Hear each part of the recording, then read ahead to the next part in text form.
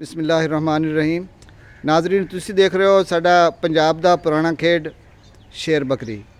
शेर बकरी दे विच हुंदा है कि बकरी नूं आज़ादी हुंदी है अंदर बाहर जाण दी, ते बच्चे उस नूं बालक जाण देंदे ने, ते शेर नूं अंदर नहीं जाण देना। शेर ने अपने आप जंप करके हेठू टप के हत्थ उत्ते चक ते जिवें भी सूत बजे उसने जाके बकरी नूं पकड़ना है।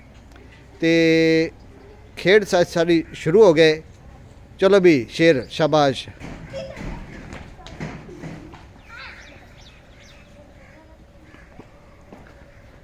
जिधर बकरी फिरदी उधर जा। हाँ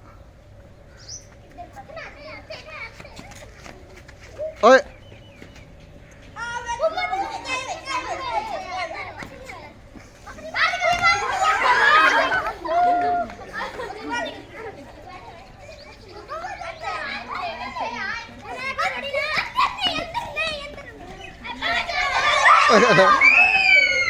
वाह भी वाह, शेर ने बकरी पकड़ लिया। शेर विनर। आ भी आए शेर उधर भाई क्या हो रहा। आ सारे आदे चेहरा विखा अं हाथ तू उतर चक दुमे दुमे।